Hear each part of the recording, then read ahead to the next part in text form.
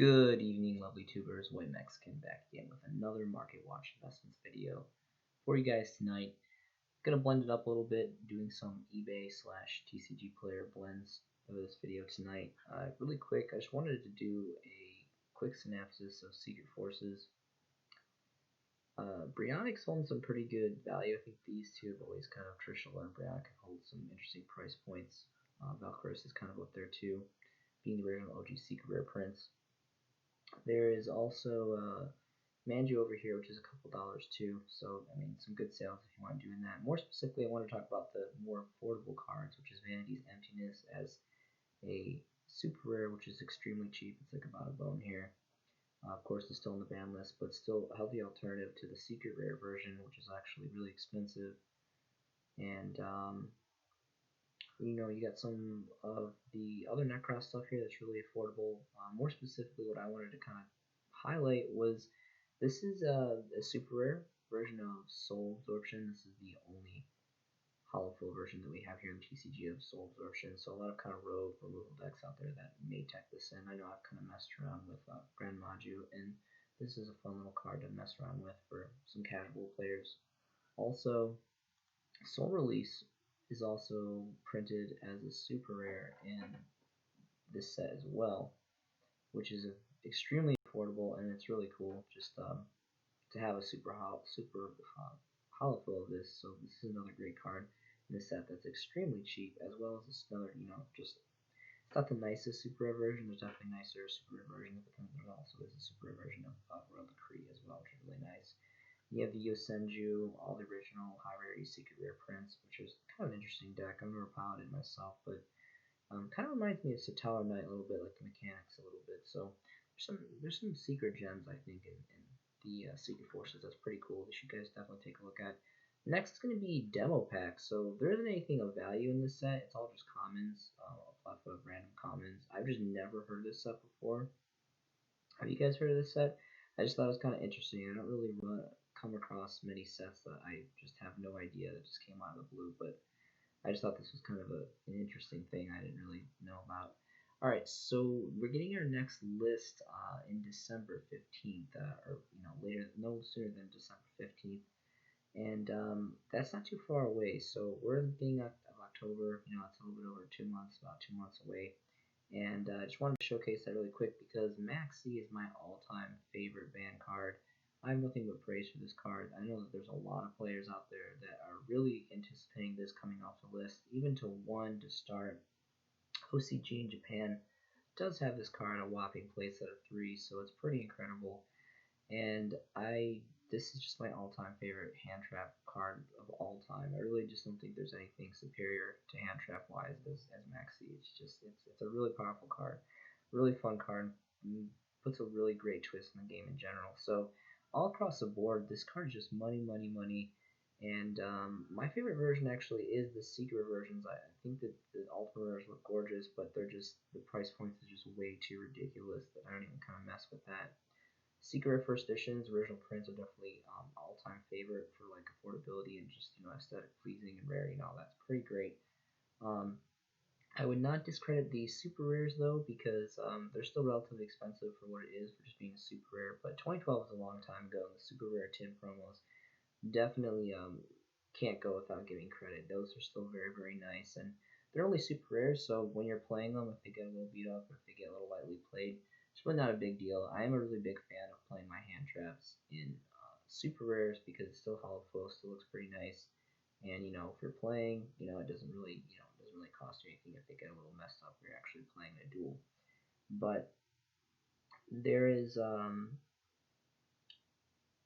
but that just goes without saying. I mean, I love high rarity stuff. I love collector's cards and all that, but I don't play with like my ultimate first editions or my ghost rare first editions. Like I really am not flashy like that. I'll definitely it could be flashy in like a binder or like a showcasing or review or something of a collection or a certain inventory or stock. But when it comes to actually playing cards on the table in straight up Yu-Gi-Oh duels, I really tend to think it's not really smart to play with your high rarity cards because you're just really devaluing them at that point to a certain extent. Alright, so next is going to be Dark Crisis. There's a lot of great cards in here. mostly, since this is like a Generation 1 set, it's going to be mostly for collector's market. Obviously, everyone knows Exodia Necros is probably the most well-known Ultra in the set. I want to talk more specifically about Vampire Lord, the two secret rares. DD Warrior Lady seeing some incredible price points too. Even as just a super rare, this card was really used back in the day, and it's like the first editions are going for about like 13, 15 now. Like this, don't really ignore this price point. If you go deep into it, it's going pretty high up there in price point. And then Judgment of Anubis. So I'm going to do a cross reference here. I'm looking under eBay for completed listings, sold items, and it is categorized by the date, so soonest first. And there's one here that sold for approximately 27. There wasn't a condition listed on this. The picture looked pretty good. It was like a print scan, but you know, this is kind of give or take. It's definitely good to have different resources to kind of get a better grip on what the collector's market values are here. Here the one states mint near mint, which is all the way up to 52. That was a bid. This other 127 was a bid as well. This one says lightly played. It was a bid for one for approximately 25. This one up here says mint near mint, and there was 32 bids. It went all the way to 152 and a half. Pretty incredible. That's really high. It's been a while. I haven't even seen it gone that high on TCG Player yet. So it's kind of difficult to get a good mid-range on this card. Definitely a lot of more diversity on the conditionings here on eBay. Really quick, let's go ahead and take a quick peek here. By the way, this really is Secret Rare is definitely Ghost Rare and Secret Rare are my favorite rarities, and Vampire Lord for artwork, just being old school Gen 1 Secret Rare is one of my all-time favorite. Like this is probably up there with like Jinzo and what's another card I'm thinking of? Injection Fairy Lily. I'm a huge fan of all these, you know, old school Generation 1 Secret Rares first editions for the collector market. And there's 4 pages here on TCG Player, no first editions on the first page or the second page. The first editions are up to 35, and they kind of just quickly trickle up to about 40 after that. And then they start getting to the 60 ranges, and there's only 1 page left of that. So interesting price values on that. The next card is going to be Judgment of Anubis again. So this is completed items, sold items on eBay, just to kind of give a more diversified cross reference. And again, for all these cards that I'm featuring on eBay, it's all first editions. There is some OCG cards I'm going to be showing towards the end of the video, which they actually don't have first edition prints in Japan, so it's kind of interesting.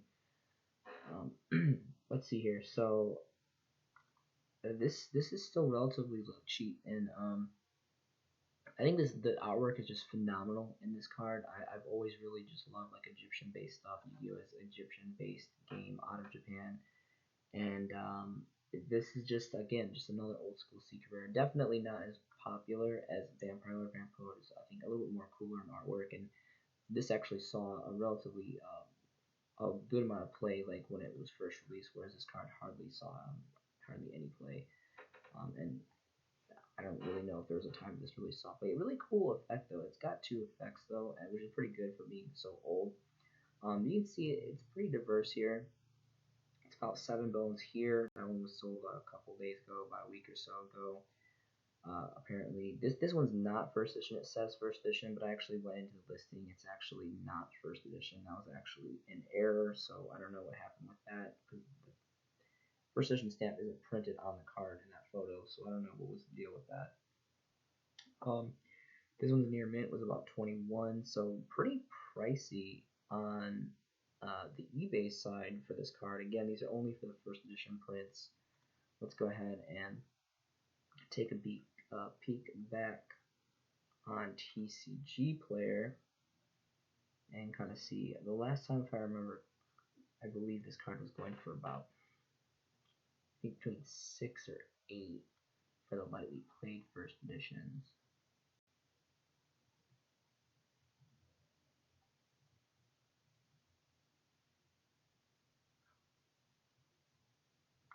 All right. Well, while that's loading, The next set is going to be Ancient Sanctuary. So what White Mexican Theory, what I consider Generation 1 or Legacy set. In my personal opinion, this is just me, not like grand knowledge of the game.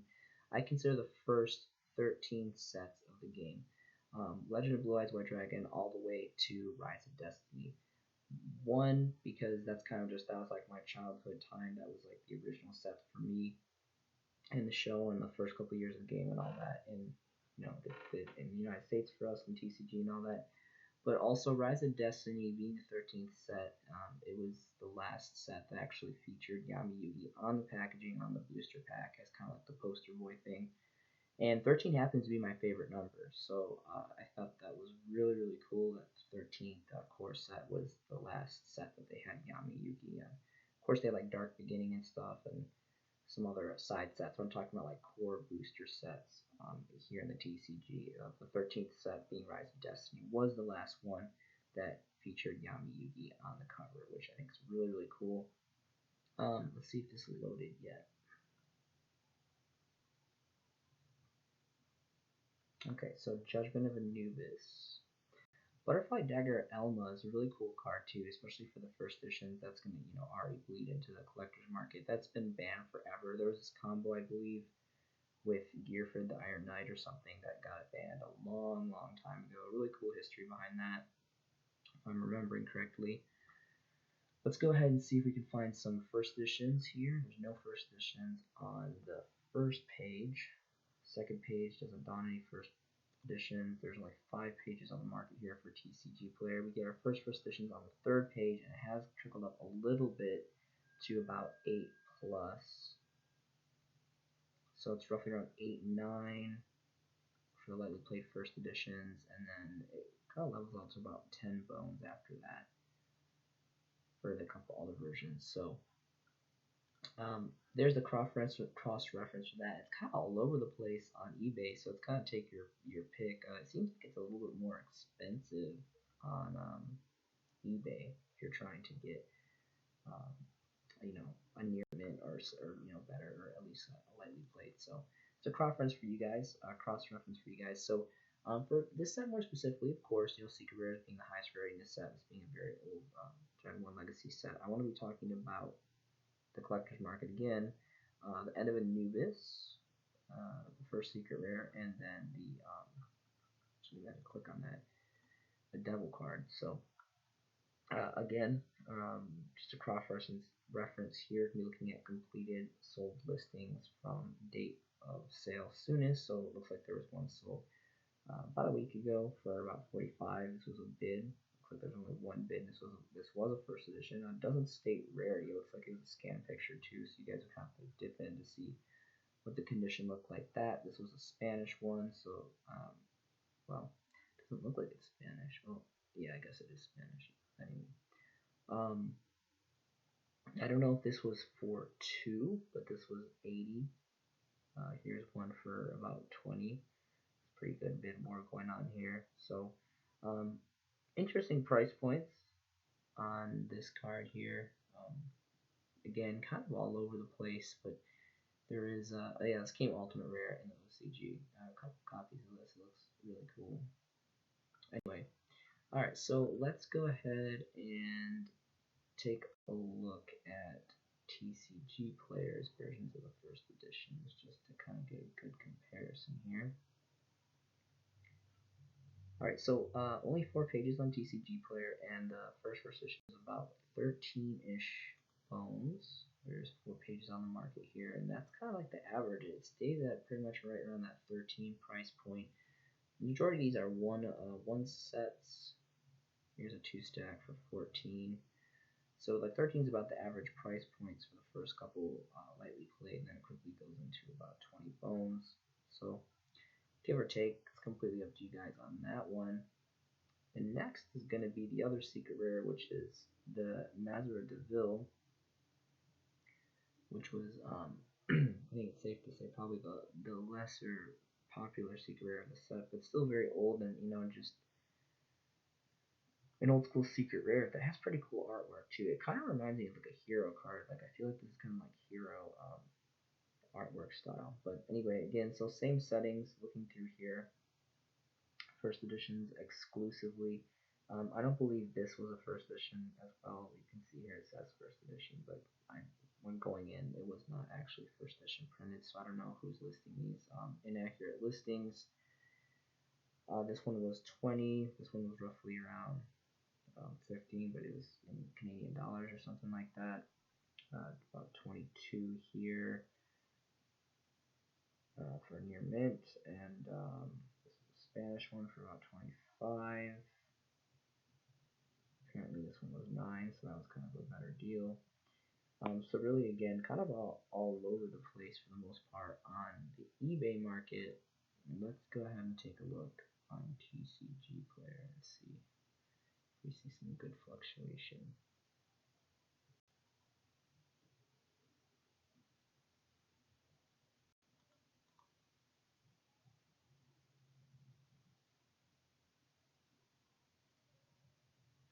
I'm recording from a new location today, so internet is a little laggy today, so it's unfortunate. But while that's loading, again, I just wanted to do a quick review. Zombie Horde is still holding some pretty incredible price points. I love investing in structure decks. I usually use eBay. Right when a structure deck first drops, or kind of pre-order to get them cheaper than the standard price of 10 bones a box, exclusively first editions, and just kind of hold them still for collector's value. I did that with Soul Burner, and where's the other ones that I did? The name escapes me right now. Oh, Soul Burner and Shadal Showdown, because I mean, Ash Blossom alone, just the comment on a Soul Burner is going more than the original standard price point for the deck when it first released. And Salamangreats were huge for quite a while, and they were really highly anticipated, so there's a lot of hype behind that. And of course, Shadal is just the infamy of Shadals. There's a huge player base out there that really splashable, and it's just an amazing deck in general. I may be a little biased because I just really love Shadal a lot. But you can see here, Banshee alone is, between 3-4. Battle Roach is about 4-ish, 3. Glow Up Bloom is about, 2-3. This common Solitaire is worth pretty good money for being just a common. Really interesting. I think there's an ultra rare. I wonder how much that would be now, but that's pretty much it. But that alone is some really good price value. So I really wish, and I debated investing in this, getting a couple boxes first edition sealed, and I decided against it, and I really regret it because this is continue to hold great value, and even just as a collector's item being sealed, it's going to hold a great value, even better value as it gets older. All right, so here it is, Mazara Deville. Unlimiteds are insanely cheap here for this one. It's kind of hard to kind of get an average price point from eBay standards for this card, but we're going to go ahead and dip in and see if we can find some first editions on the TCG player market. No first editions on the first 2 pages, only 4 pages on the market, and it looks like the first lightly played first edition is about almost 16 bones, and these are all 1 stacks, and then it slowly trickles up to about 18, so kind of up to you guys, give or take what you guys want to do on that. Alright, so really quickly to finish out the video, I'm going to do a couple OCG showcasings because I'm trying to do more of a blend, do some more diversity with my videos. And I lived in Japan for 2 years, and I have a lot of investments in some of the OCG market myself. So the first card is going to be Dark Witch. Oh, by the way, this is the official Konami site. If you guys didn't know, you can change the language like this. And when you change the languages, you can put it to English, you can search a card, and it'll give you all the sets, and then you can switch it over to Japanese. This is the kanji for Nihongo, which is the Japanese language. And it converts it all to the OCG system, so it gives you all the OCG information and sets. So here is Dark Witch. This is one of my all-time favorite uncensored artworks. And you got the bust, you got the horns, her expression, the pose, the shortened skirt, and it's just a really great card. And this is just another one of those prime examples why uncensored artwork is just always going to reign superior, in my opinion. This was a solo print common out of, I guess this was the equivalent of Magic Ruler in Japan, all the way back 20 plus years ago now. This is a 20 plus year old card, so extremely ancient. And let's go ahead and see what it's going for on eBay. Again, this is same formatting. It's going by recently purchased, and it's going by completed sold items. And this is about 5 bones. Shipping from Japan. I don't know. Again, I don't. You'd have to dip in to see if there's some shipping charges. I'm sure there was because Japan's really far away from us, and shipping gets a little crazy. But yeah, roughly about 5 bones. It looks like this one was 6, and this one was 6. Only a couple listings though, so kind of interesting on that. Next is going to be Ultimate Offering. This is another, probably one of my favorite Japanese uncensored artwork for trap cards. You got the blood, you actually got the blood sacrifice offering here. There's some kind of, I don't know, demon spirit, drink it. It's kind of gross actually, but you know, it's cool. It's got like a dark kind of theme to it, and this game naturally is kind of, you know, comes from dark origins. I think it's really interesting. It's not a I'm not super into like, you know, the crazy ritual dark stuff, but there's a history behind it, and kind of just the uncensored beauty of the stuff is what I really like. So there's 2 specific rarities that I wanted to review.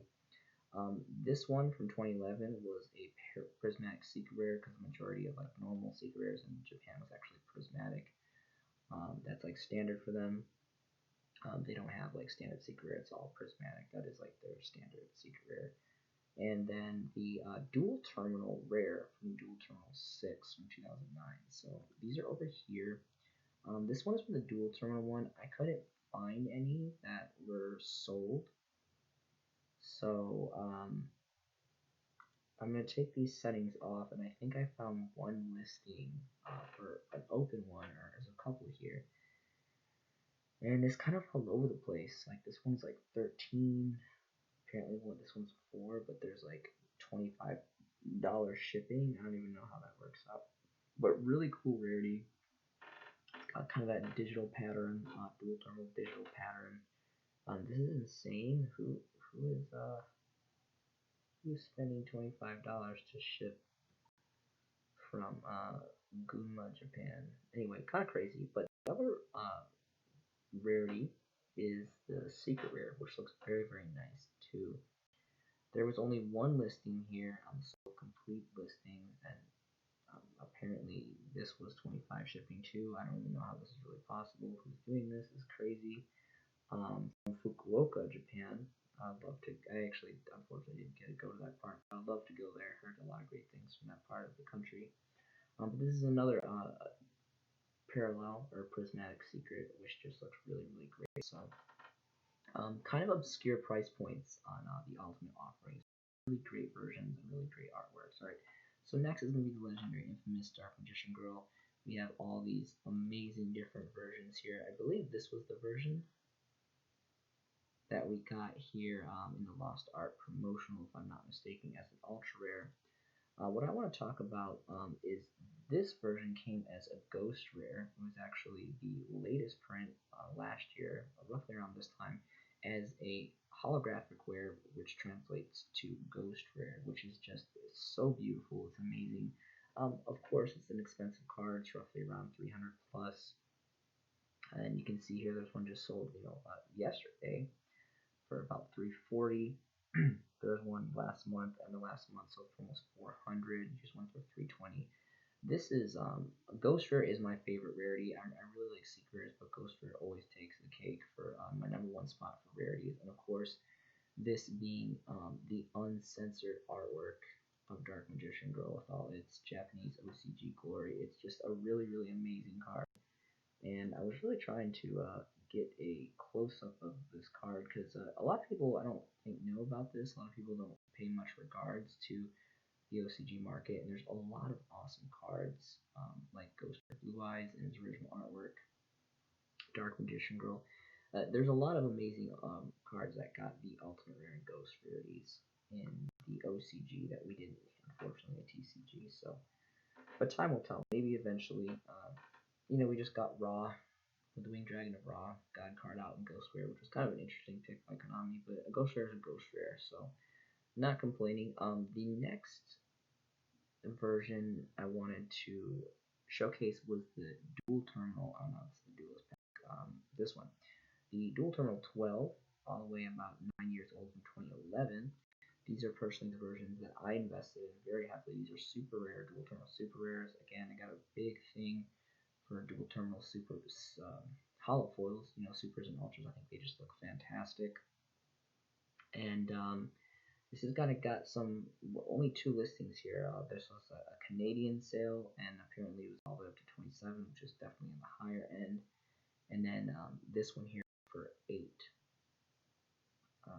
from Japan here. So couldn't really find too much on this, which is really disappointing because this is just. I'm gonna try to get a closer up picture because this I really like the Ghost Rare a lot.